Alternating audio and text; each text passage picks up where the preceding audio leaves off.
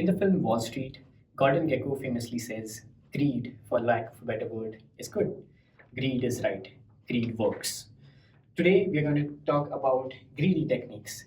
These are a class of techniques used to solve problems in computer science with the core concept of greed in mind. Um, there's a whole class of algorithms designed based on this. Computer scientists generally regard it as a general design technique, despite the fact that it's primarily applicable to optimization problems only. So let's start with an example of a change-making problem, a problem faced by millions of cashiers around the world. The problem is to give out change for a specific amount n with the currently available set of denominations that you have in the currency in such a way that you have to give out the least number of coins. So specifically in the US, we have 4 coin denominations. So we have a quarter, that's 25 cents. We have a dime, that's 10 cents. We have a nickel, which is 5 cents. And we have a penny, which is a single cent. So let's say, how would you produce change for maybe for 48 cents, right? So that's our specific amount. If you came up with the answer that you give out 1 quarter, 2 dimes, and 3 pennies, then you followed, whether you realized it consciously or not, you followed a logical strategy of making a series of best choices among the possible available alternatives, right? In the beginning, you had an option to give out any coin, but you chose 25, that's a quarter, because it reduces the remaining amount by the most. Then you followed you had 23 cents to give out, remaining with you. You gave out a dime that left you with 13, which you again gave out a dime for, and then you were left with 3 cents that you covered with 3 pennies, right? So this works. In the solution for the specific instance of the change-making problem that we discussed, this solution is the optimal solution, right? It's possible to show that the greedy algorithm that we designed works out and gives you an optimal solution every single time for any positive integer amount n for the given coin denominations. But at the same time, it's easy to prove that if you had some weird denominations, right? Let's say you had a coin of 7, you had a coin of 5 and 1, and you were asked to give out change for 10 cents. This algorithm would ask you to give out a 7-cent coin first, and then you would have to give 3 pennies because you can't give 5 because that violates the constraints of the problem. So you end up giving 4 coins in total. Versus if you look at it simply, you would realize that giving out 2 5-cent coins covers the solution with you ending up giving just 2 coins, right? So it looks like Gordon Gekko was wrong. Greed doesn't always work, at least not in computer science.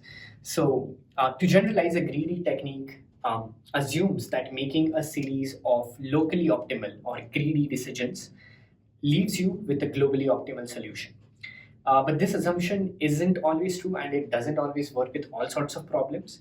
But even for the problems for which it does not work, you can still use greedy techniques to find out approximate solutions. In some cases, you may not really want to have an accurate answer. What you really need is just an approximate solution. And for such cases, you can use greedy algorithms as well. So today, we are going to talk about a specific case of greedy algorithm, which is the Prim's algorithm. So what does Prim's algorithm try to do? It tries to solve a very practical problem. It tries to connect n points in the cheapest way possible so that there is a connection between every pair of points. If you were to represent this problem using graphs, you would see that each point becomes a vertex within the graph.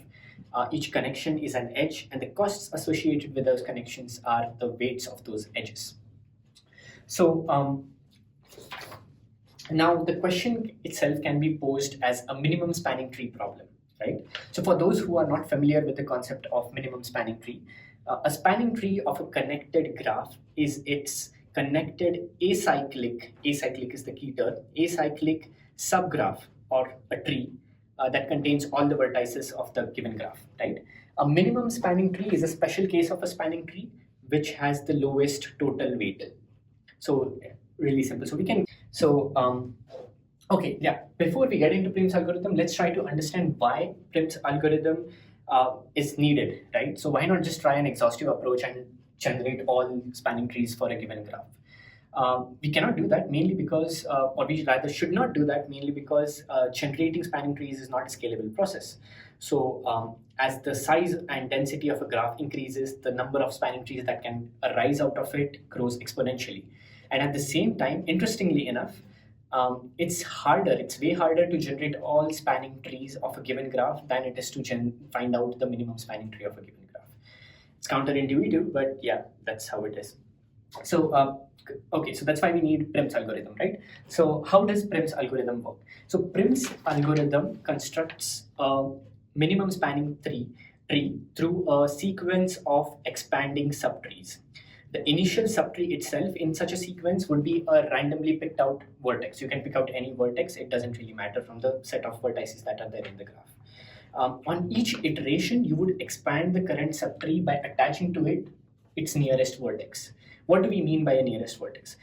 A nearest vertex would be that vertex which is outside of the tree, but is connecting to some vertex within the tree with a minimum weight edge, right? And if there are two edges which have the same weight, then ties can be broken arbitrarily. So the algorithm stops after all of the graph's nodes have been added into the subtree, which will end up being your minimum spanning tree, right? So you'll see the algorithm, how it looks now.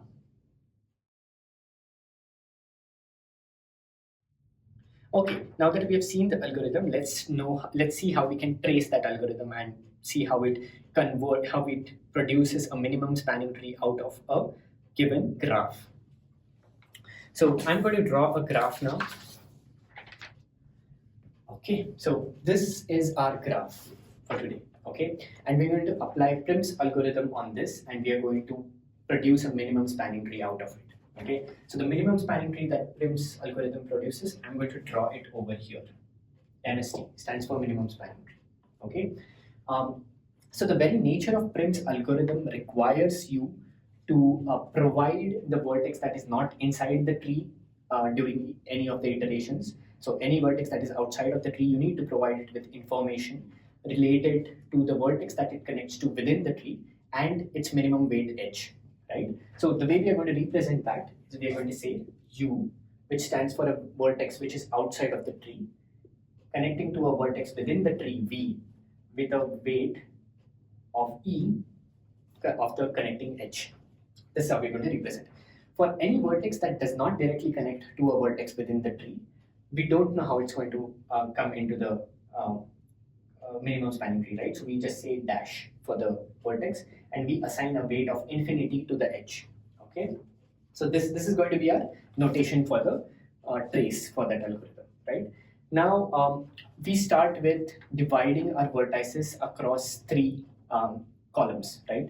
So you have tree vertices. So these are the vertices that will end up in the minimum spanning tree. Then we have the fringe vertices, right? So fringe vertices are the vertices that are directly connected to the vertices that are already there in the tree. And then we will have unseen vertices. Okay, these vertices are not reachable from the vertices in the tree, not directly reachable. So, okay, let's start. So we start this algorithm by picking out a random node in the graph. Cool. So let's say I pick out A. It's the starting node, so we don't have any node in the tree before this, and there is no edge connected to it, right? So how does our minimum spanning tree look at the beginning? It looks like this. This is the first step, just A. Okay, then we'll look at what fringe vertices exist in this graph, right? So from A, you can reach directly to B, F, and T. And the edges that connect those vertices which have the minimum weights, we'll write them down here, right? So you can reach B through A with a weight of 3. You can reach F through A with a weight of 5. You can reach E through A with a weight of 6. Okay, C and D are not reachable directly from A, so we just say dash infinity.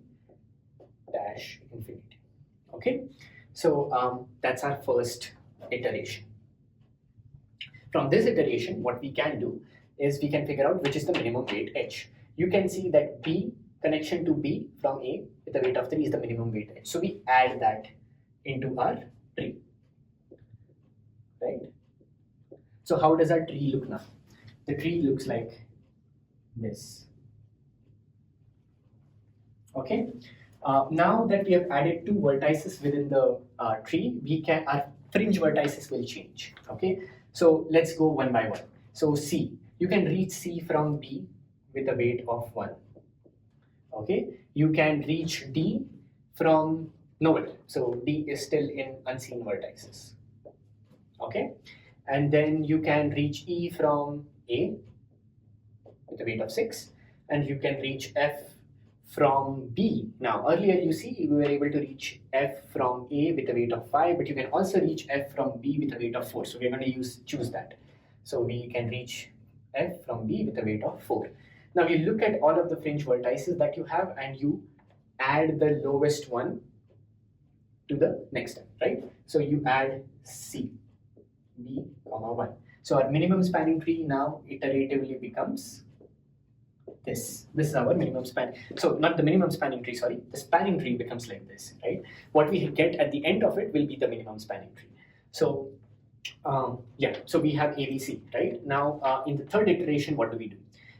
We have 3 vertices. Our fringe vertices are again going to change. So let's look at D. So D, which was invisible up until now, is now visible, right? And how can you reach D? You can reach from C. So you will say D from C with a weight of 6. And then E still remains the same. It will be E from A with a weight of 6 and F from B with a weight of 4. Okay, and there are no more unseen vertices, so that's blank. Now out of this, you choose the lowest one again, which would be F, B, 4, right? So you can add F to the minimum spanning tree. You keep doing this. Now the new fringe vertices are, you have A, B, C, F. So let's look at D. D you can reach from F with a weight of 5. It's changed. Notice that it's changed. And then you can reach E from F with a weight of 2. Again, that's changed, right? And that's all. So those are the 2 vertices in the fringe, nothing in the unseen again. So in this step, you add E, right? So you add E, F, 2, and that changes your spanning tree again. And this is the tree that you're left with. Now the only vertex left is D.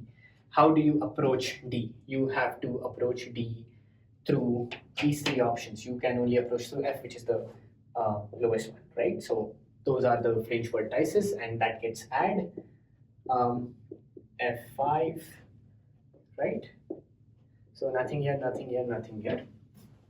And then you get your D with a weight of 5.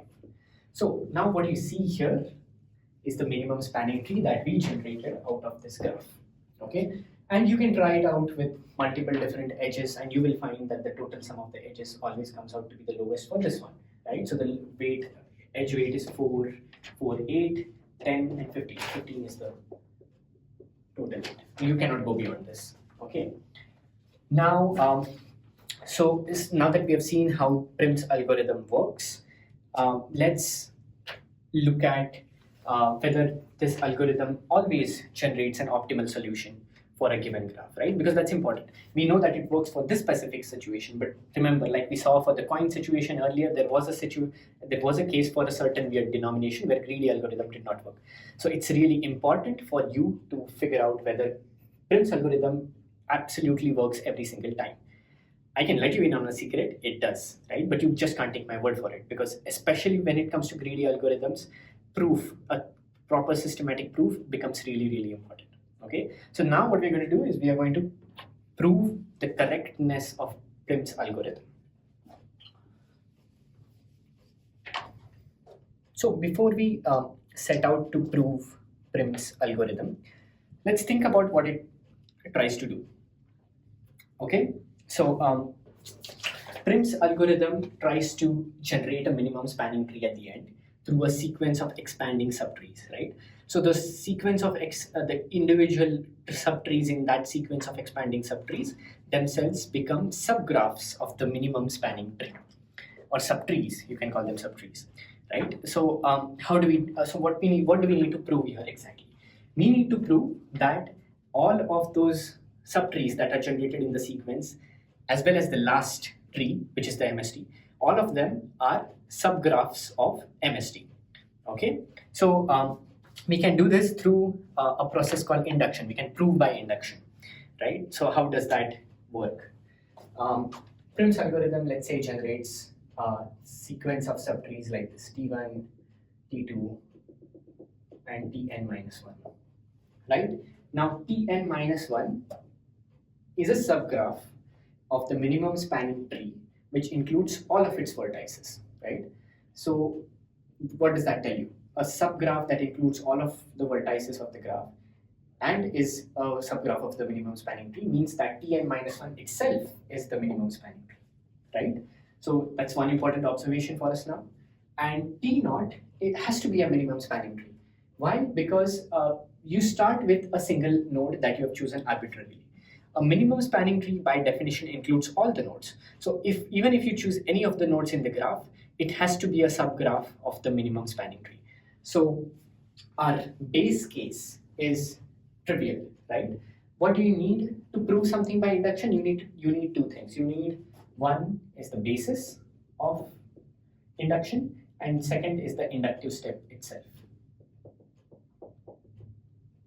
Okay, so basis, we have already said T naught is a subgraph of T, which is the minimum spanning tree.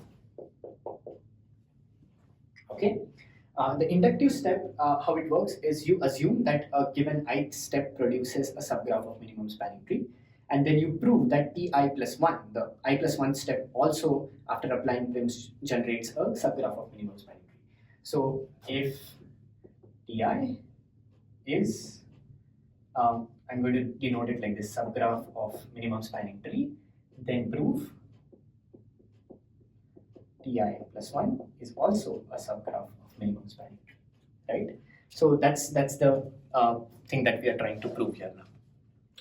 Now, how do we do that? Okay, we can prove this. We have already proven this, so that's done. We have to do this now, right? So how do we do that? We can do it through a method of contradiction, right? So how that works is you basically make an assumption, and then you see how it pans out. If the conclusion that you get from that assumption is illogical or contradictory, that means your initial assumption was wrong, right? So what we're going to do now is we're going to assume that Prim's algorithm produces a Ti plus 1 subgraph, which cannot be part of any minimum spanning tree, right? So our assumption for contradiction, I'm going to call it AFC, assumption for contradiction, is that Ti plus 1 cannot belong to any minimum spanning tree of that graph, right?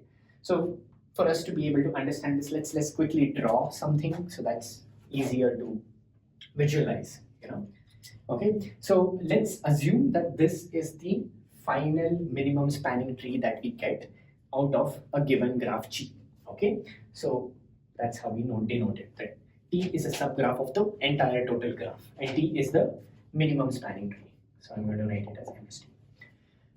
We have assumed that the ith tree generated by Prim is already a subgraph of a minimum spanning tree, right? So let's say this portion that I've drawn in black represents Ti. Okay. Now what we do is we assume one more. So let's assume that there's some edge E which connects some vertex V in Ti to some vertex U outside of Ti, right? So let this be that edge. Okay, it's an arbitrary edge. It could be anywhere in the because we have not specifically defined any node at this point, right? So this is B and this is U. Okay, so E by definition of minimum spanning tree, the fact that this whole thing is a minimum spanning tree and Ti is being connected to the rest of the minimum spanning tree through E, tells us that E is the minimum weight edge. Okay. Now we apply Prim's algorithm to Ti to generate Ti plus 1. Okay. How does Prim's algorithm work? Think about it. What does Prim's algorithm do? The point or the core essence of Prim's algorithm is to look at available options for connecting edges to vertices that are outside of the tree currently and pick the one that is the lowest. Okay.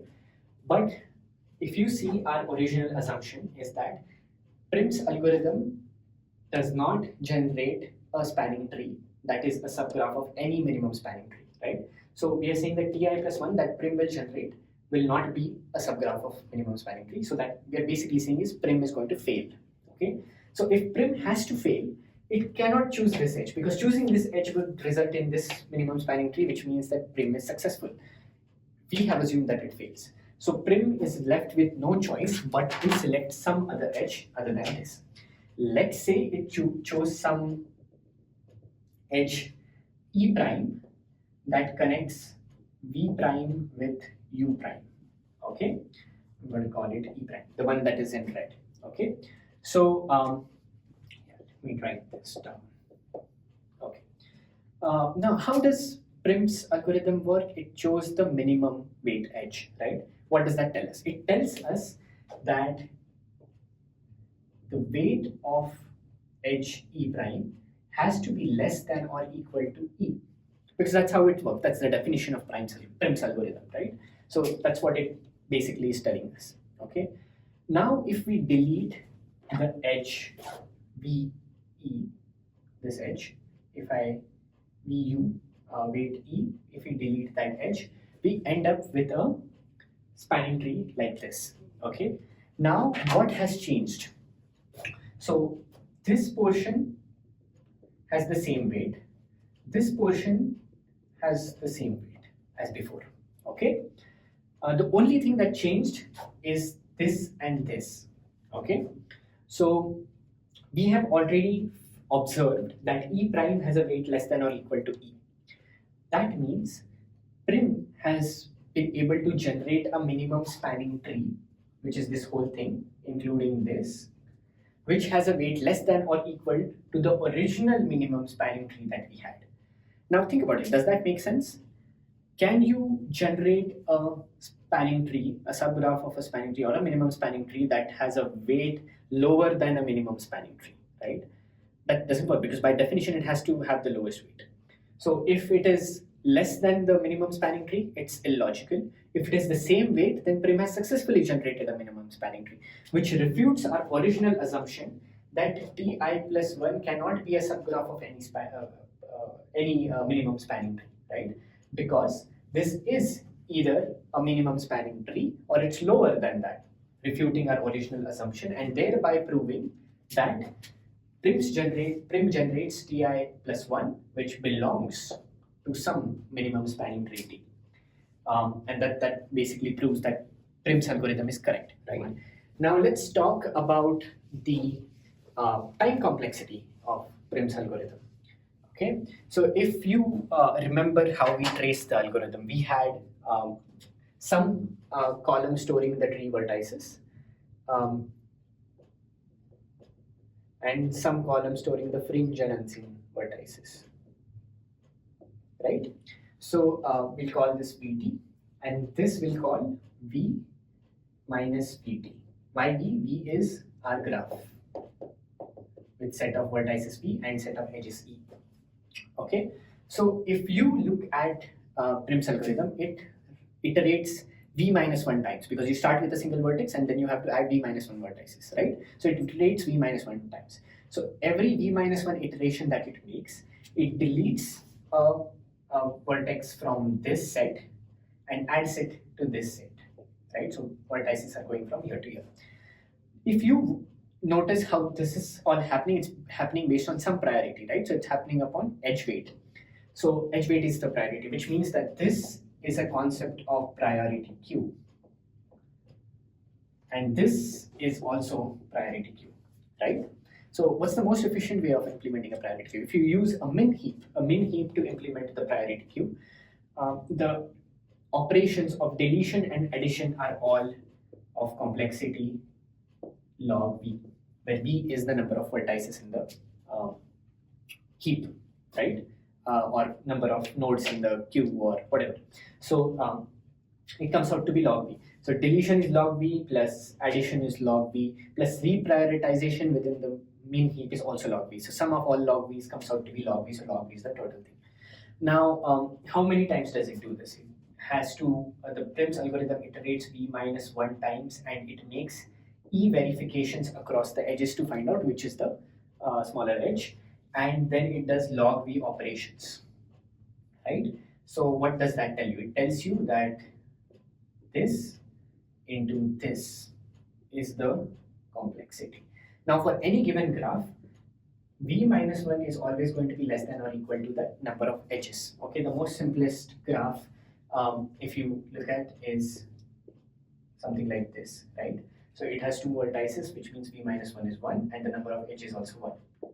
So for any graph, it's either going to be less, or there is chance that you might, if it's a denser graph, it might have more edges than it has vertices, right? So we can simply replace the whole thing with e, right? Therefore, this becomes e log v, dego of e log v. So that's our final time complexity of Prim's algorithm.